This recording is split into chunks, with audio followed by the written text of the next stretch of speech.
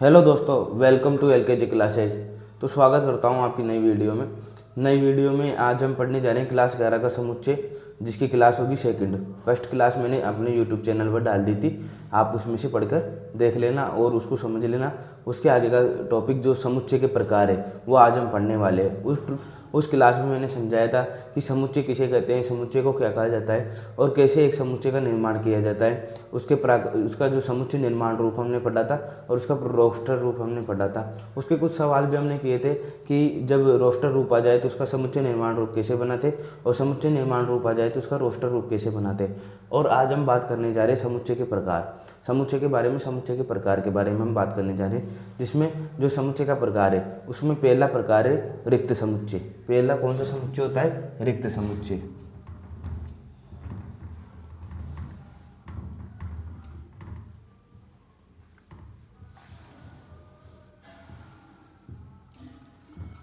अब रिक्त समुच्चय की हम बात करें तो ये ऐसा समुच्चय होता है जिसके अंदर कोई भी अवयव नहीं हो।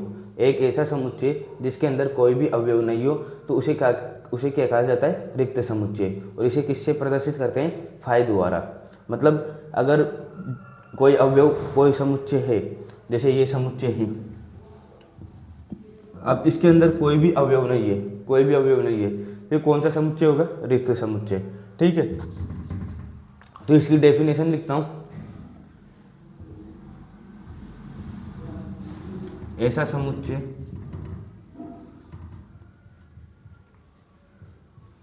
जिसमें किसी भी प्रकार का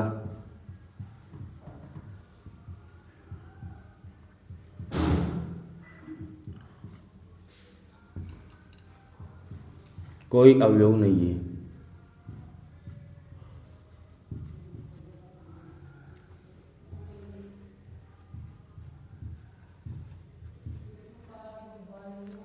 क्या कहलाता है? रिक्त समुच्चय।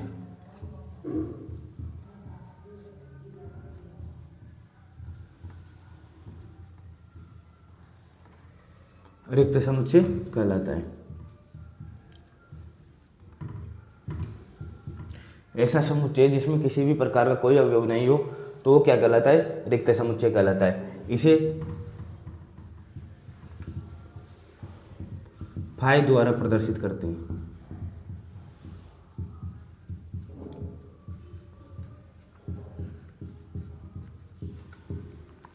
इसे फाई द्वारा प्रदर्शित करते हैं। ठीक है,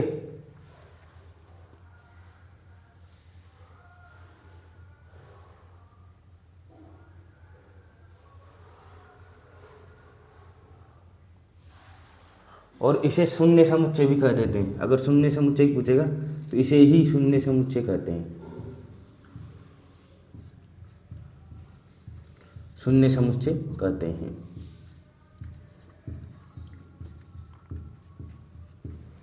अब ये तो इसकी डेफिनेशन हो गई कि ऐसा समुच्चय जिसमें किसी भी प्रकार का कोई अवयव नहीं हो तो वो रिक्त समुच्चय कहलाता है। इसे शून्य समुच्चय भी कहते हैं और फाई द्वारा प्रदर्शित करते हैं। और अब इसका एक उदाहरण लेता हूँ। उदाहरण में एक चीज लेता हूँ कि प्राकृत संख्याओं में ऐसा कोई मतलब अवयव जो प्राकृत संख्याओं में जिसका 3 का पूर्ण वर्ग हो। देखो एक उदाहरण लेता हूं मैं। a बराबर x अनुपात x एक प्राकृत संख्या है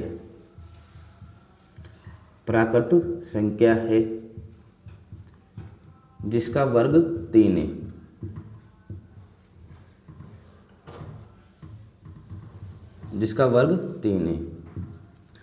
मतलब x एक प्राकृत संख्या जिसका वर्ग कितना है? 3। ठीक है, तो इसकी बात करें जिसका वर्ग 3 है तो अगर प्राकृत संख्या में देखते हैं तो प्राकृत संख्या कहाँ से चालू होती है? 1 से लेकर n तक। तो 3 किसका वर्ग होता है? 3 अगर वर्ग होगा तो किसका होगा? √3 का। और √3 प्राकृत संख्या है क्या? √3 प्राकृत संख्या नहीं है। √3 बिलोंग्स करती है प्राकृत संख्या में? नहीं करती। तो √3 कोई प्राकृत संख्या नहीं है। तो अगर इसका समुच्चय निर्माण रूप बनाते हैं, इसका समुच्चय निर्माण रूप बनाते हैं तो क्या आएगा? 5।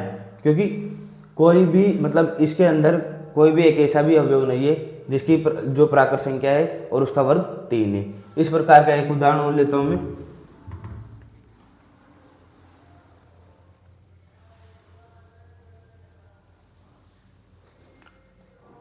देखो, अभाज्य संख्या देखी होगी आपने। अभाज्य संख्या कौन सी होती है? 2, 3, 5, 7, 11। ठीक है। तो x अनुपात x 1 2 से अधिक, 2 से अधिक सम अभाज्य संख्या है। 2 से अधिक सम अभाज्य संख्या है। अब 2 से अधिक, 2 कौन सी है? अभाज्य संख्या। ठीक है। अब 2 से अधिक जितने भी सम संख्या होगी तो उसमें तो 2 का भाग चल जाएगा, तो वो कोई सी भी अभाज्य संख्या नहीं है। 2 से अधिक कोई अभाज्य संख्या होती है सम में, 4 अभाज्य संख्या नहीं होती, 6 अभाज्य संख्या नहीं होती। इसी प्रकार कोई सी भी सम संख्या हो 2 से अधिक वाली, वो कभी भी अभाज्य संख्या नहीं हो सकती। तो इसका मतलब भी क्या है? ये भी क्या रहेगा? खाली। तो इसे किससे प्रदर्शित करेंगे? 5 से। ठीक है। ये हो गया रिक्त समुच्चय। इसको उतार लो, स्क्रीनशॉट ले लो इसका।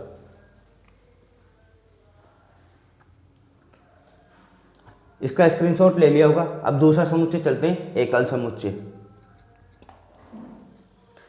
इसको समझ में आ गया कि एक ऐसा समुच्चय जिसमें किसी भी प्रकार का कोई अवयव नहीं है, वो क्या कहलाता है? 5 द्वारा प्रदर्शित करते हैं और रिक्त समुच्चय कहलाता है। अब मैंने एक उदाहरण लिया कि एक प्राकृत संख्या जिसका वर्ग 3 है। तो ऐसी कौन सी प्राकृत संख्या होती है जिसका वर्ग 3 है? कोई सी प्राकृत संख्या ऐसी नहीं है जिसका वर्ग 3 हो जाए। कि अगर मैं √3 का वर्ग 3 होगा, लेकिन वो प्राकृत संख्या नहीं है, तो यहाँ क्या आ गया? 5। और एक 2 से अधिक सम अभाज्य संख्या। 2 से अधिक कोई सी भी अभाज्य संख्या सम नहीं हो सकती, ना तो 4 ना 6। ऐसे ही जो इतनी भी सम संख्या है वो सब 2 से विभाजित हो जाएगी। तो 2 से अधिक कोई सी भी सम अभाज्य संख्या नहीं हो सकती।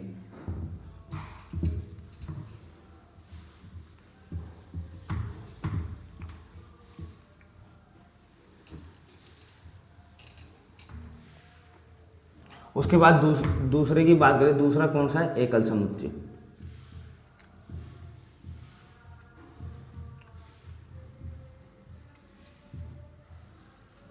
दूसरा कौन सा है? एकल समुच्चय। ठीक है।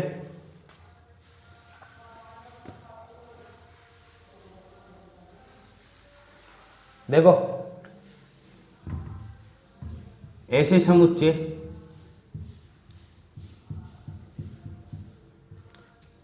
जिनमें एकल समुच्चय नाम से पता चल रहा है कि जिनमें अवयव की संख्या कितनी हो? 1।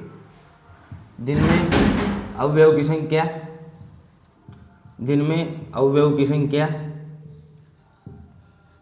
1 हो। कौन से समुच्चय कहलाते हैं? जिनमें अवयव की संख्या 1 हो, एकल समुच्चय कहलाते हैं। ठीक है। उसमें तो क्या था? अवयव ही नहीं था। इसमें क्या है? अवयव रहेगा, लेकिन एक ही अवयव रहेगा। ठीक है।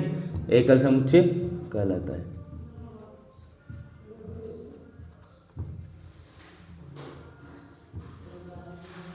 इनमें एलिमेंट की संख्या कितनी है? 1 केवल। ठीक है।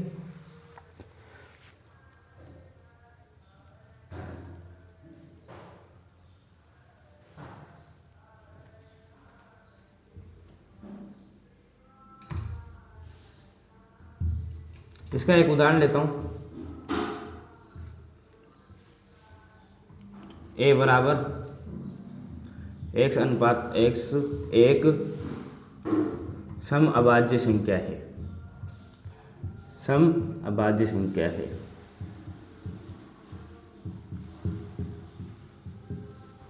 यदि x एक सम अभाज्य संख्या है तो कौन सी अभाज्य संख्या होगी?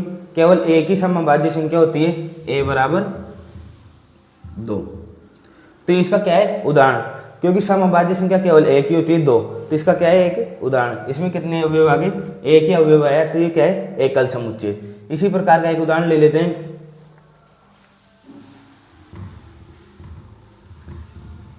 x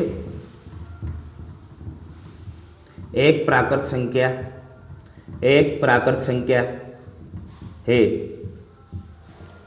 जो x माइनस 5 बराबर 0, x माइनस 5 बराबर 0 बिलोंग्स टू n।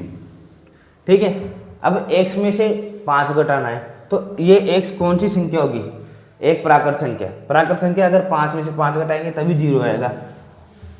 ठीक है, तो एक ऐसी संख्या जो 5 ही होगी, इसमें से 5 घटाएंगे तो क्या आएगा, 0 आएगा। ठीक है, तो एकल समुच्चय में क्या, ऐसे समुच्चय जिनमें अवयव की संख्या 1 हो। हमने एक उदाहरण लिया कि समअभाज्य संख्या क्या है, केवल 1। और एक उदाहरण ये ले लिया कि एक प्राकृत संख्या जिसमें x माइनस 5 बराबर 0, तो 5 आ जाएगा। तो ये क्या है, एकल समुच्चय।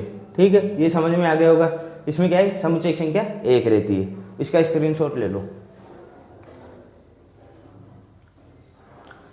ले लिया होगा इसका स्क्रीनशॉट। अब जो तीसरा समुच्चय है उसकी तरफ चलते हैं।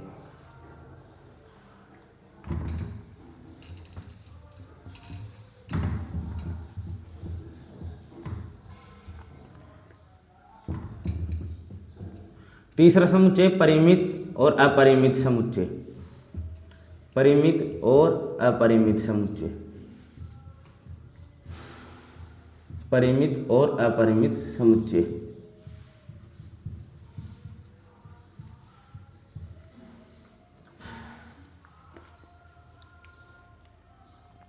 अब इसमें परिमित समुच्चय देखते हैं।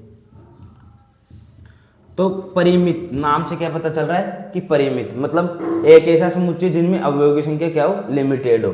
एक ऐसे समुच्चय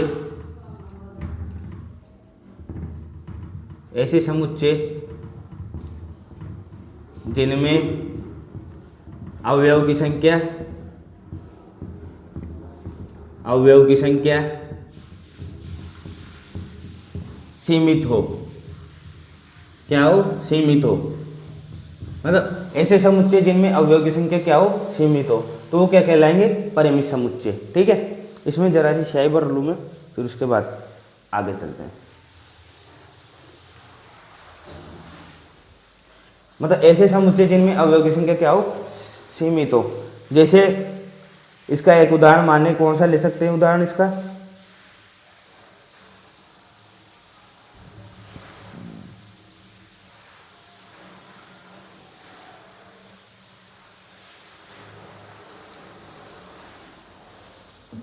जिसके इसका एक उदाहरण ले, अंग्रेजी वर्णमाला में स्वरों की संख्या। ठीक है,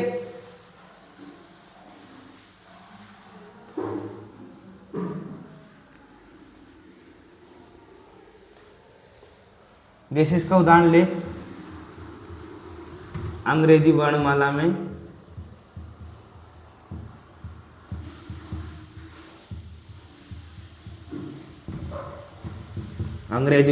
में स्वरों की संख्या।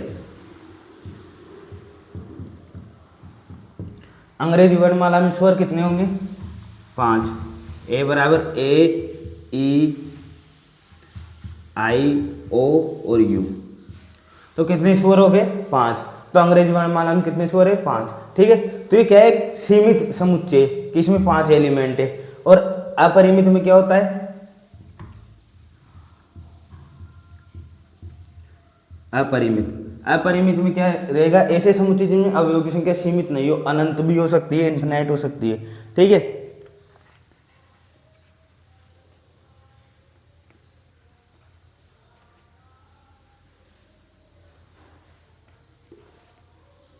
अगर जैसे ऐसे समुच्चय जिनमें अवयव की संख्या सीमित हो, और ऐसे समुच्चय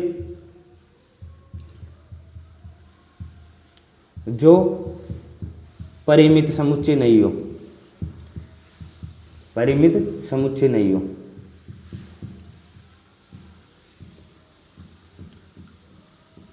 परिमित समुच्चय नहीं हो मतलब समझ गए होंगे, या फिर अवयव की संख्या सीमित नहीं हो मतलब असीमित हो, कि ऐसे समुच्चय जिनमें अवयव की संख्या सीमित हो तो क्या कहलाएंगे, परिमित समुच्चय। ऐसे समुच्चय जो परिमित समुच्चय नहीं है, परिमित समुच्चय नहीं है तो कौन से होंगे वो, अपरिमित। अपरिमित में क्या होंगे, अवयव की संख्या सीमित नहीं होगी। इसका एक उदाहरण लेता हूं।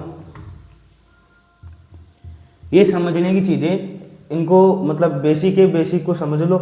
और जैसे परिमित समुच्चय, अपरिमित समुच्चय, नाम से भी समझ में आ रही है, इसे कोई दिक्कत नहीं है।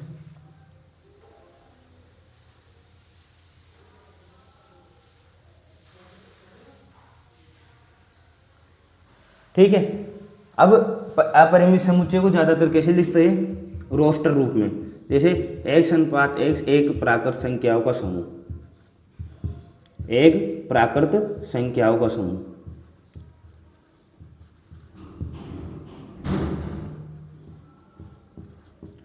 तो इसे समुच्चय निर्माण रूप में लिखना संभव नहीं है। इसके नीचे ये भी लिख लो, इसे समुच्चय निर्माण रूप में लिखना संभव नहीं है।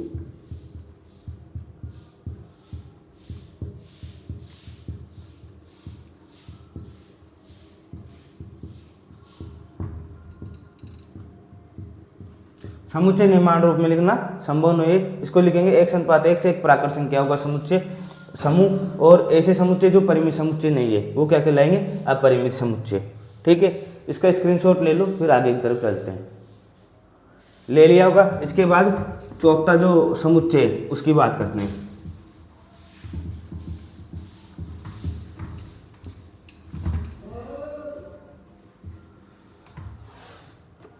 चौथा समुच्चय कौन सा है, समान समुच्चय।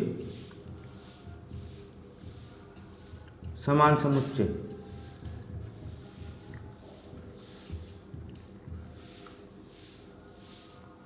समान समुच्चय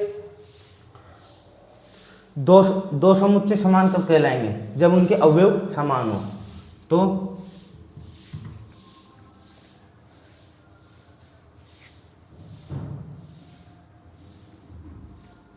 दो समुच्चय ए व बी समान समुच्चय होंगे, समान समुच्चय होंगे यदि ए का प्रत्येक अवयव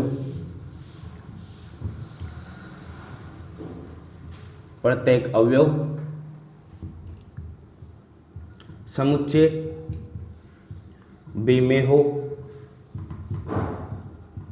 और बी का प्रत्येक अवयव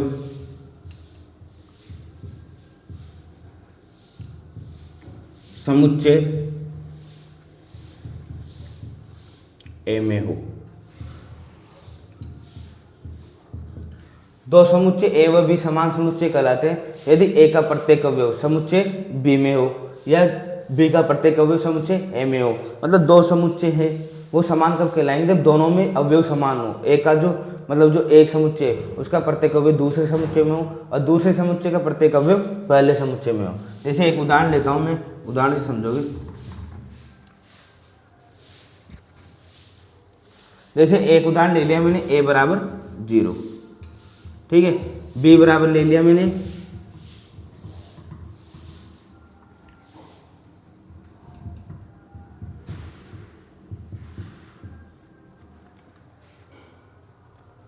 अब ये दोनों देखो, ये दोनों समान है क्या समुच्चय। a बराबर तो क्या है 0 और b बराबर क्या है 0, तो ये दोनों क्या है समान समुच्चय। ठीक है, अगर मैं एक उदाहरण लेता हूं, a बराबर लेता हूं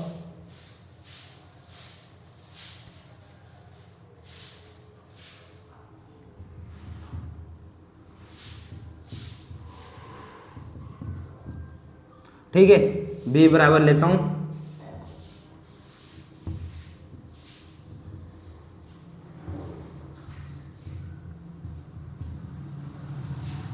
यहाँ पे a क्या कह रहा है x, इसका किसका स्क्वायर करेगी आंसर 0 आ जाए, तो a का मान कितना आएगा यहाँ पे 5।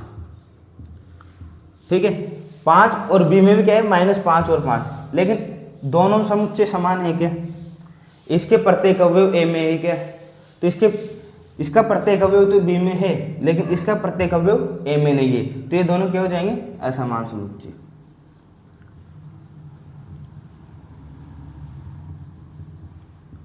और ये क्या हो जाएंगे समान समुच्चय।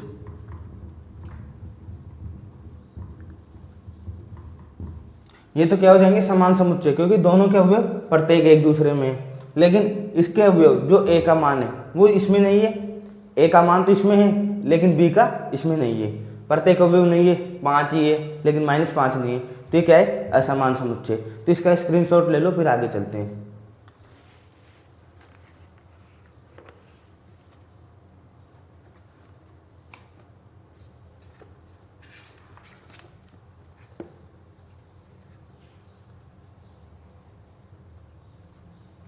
ठीक है, अब इसके बाद चलते हैं एक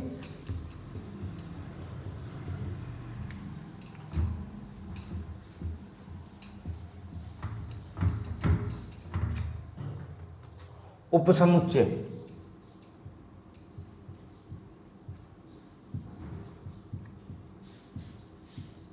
उपसमुच्चय, अब उपसमुच्चय को पहले समझते हैं। यदि दो समुच्चय मैंने ले लिए, ए बराबर तो ले लिया,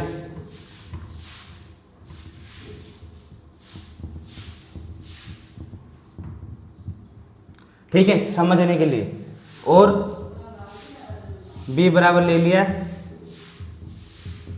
समझने के लिए, ठीक है। अभी देखो ए क्या है, 1 से लेकर 7 तक के एलिमेंट है, और बी क्या है, 3, 5 और 7। तो बी के जो बी में जो अवयव है, जो बी वाला समुच्चय है उसमें अवयव, उसके प्रत्येक अवयव ए में है या नहीं, ये बताओ। जो ये 3, 5 और 7 है, ये इसमें है 3, 5 और 7, 3, 5, 7 इसमें है, ठीक है। लेकिन ए पूर्ण रूप से इसमें नहीं है। ए में कितने अवयव है, 7, और इसमें कितने अवयव है, 3। तो ये तीनों अवयव तो इसमें है, लेकिन इसके 7 अवयव इसमें नहीं है। तो ये तो क्या है, इसका समुच्चय, और ये बी क्या हो जाएगा, इसका उपसमुच्चय। उपसमुच्चय का मतलब क्या होता है, कॉमन। जैसे आप निकालते हो ना, x² - x,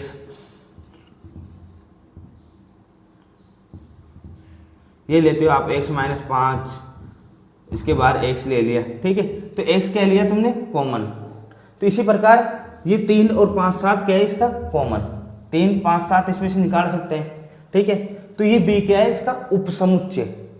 जैसे मैंने कह दिया, एक हाइट के 4 बच्चे बिठा दिए, ठीक है, जिनकी 5 फीट हाइट है, ये तो एक क्लास में, और इसमें से उठा के 3 बच्चे, 3 बच्चे 5 फीट के, ठीक है, एक तरफ बिठा दिए। तो ये 3 बच्चे इसके तो हैं, इस समुच्चय के तो है, तो इसका क्या हो जाएगा, उपसमुच्चय। जो ये छोटा वाला समुच्चय, इसका क्या हो जाएगा, उपसमुच्चय। तो इसकी परिभाषा कैसे लिखेंगे, ये चीज आगे समझ में, कि जो दो समुच्चय होते हैं, जिसका प्रत्येक अवयव, जो दूसरा वाला समुच्चय होता है उसका प्रत्येक अवयव पहले वाले समुच्चय में होना चाहिए। प्रत्येक अवयव पहले वाले समुच्चय में, तो ये जो दूसरा वाला समुच्चय क्या हो जाएगा, पहले अवयव का उपसमुच्चय। इसकी परिभाषा लिखो।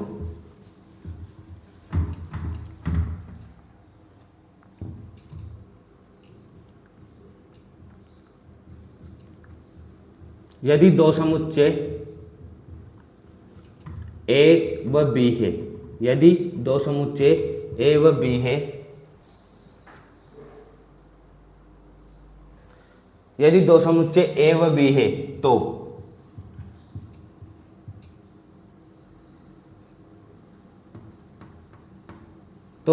बी उपसमुच्चय होगा, बी उपसमुच्चय होगा यदि बी के प्रत्येक अवयव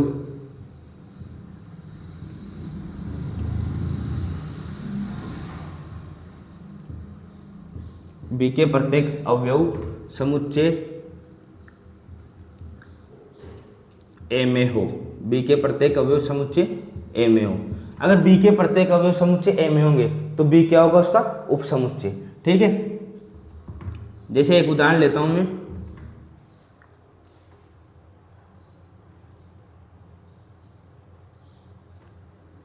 हाँ, इसे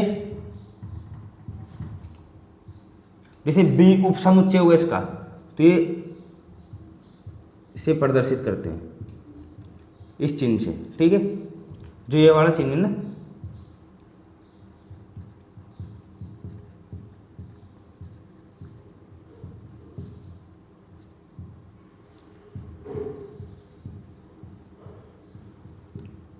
बी क्या होगा, सबसेट ऑफ ए। बी इसका मतलब क्या है, बी सबसेट ऑफ ए, मतलब बी ए का उपसमुच्चय होगा। उपसमुच्चय का मतलब सबसेट, ठीक है। यदि दो समुच्चय ए व बी है तो बी के प्रत्येक अवयव अगर ए में है तो बी उपसमुच्चय होगा, और उसे किससे प्रदर्शित करेंगे, बी सबसेट ऑफ ए। इसे कैसे बोलेंगे, बी सबसेट ऑफ ए, ठीक है। इसका उदाहरण लेता हूं मैं।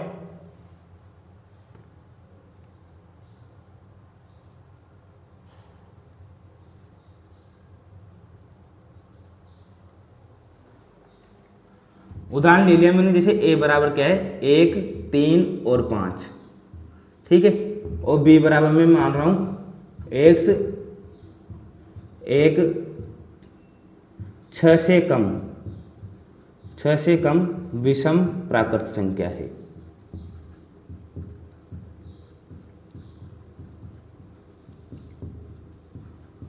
अब ये देखो 6 से कम विषम प्राकृत संख्या है, तो ये चीज समझो कि 6 से कम विषम प्राकृत संख्या कौन कौन सी होती है। 6 से कम, पहले तो 6 से कम संख्या ए 1 से 5। अब उसमें विषम प्राकृत संख्या, विषम संख्या कौन सी होगी, 1, 3 और 5। तो बी का मतलब भी क्या है, 1, 3 और 5। अभी देखो बी के प्रत्येक अवयव ए में है या नहीं, ये तो लाइन करिए बी के प्रत्येक अवयव समुच्चय ए में हो, तो बी के प्रत्येक अवयव समुच्चय ए में है, तो बी क्या हो जाएगा इसका, बी क्या हो जाएगा इसका, सबसेट ऑफ ए। बी क्या हो जाएगा, सबसेट ऑफ ए, ठीक है। ये उपसमुच्चय हो गया, इसका स्क्रीनशॉट ले लो।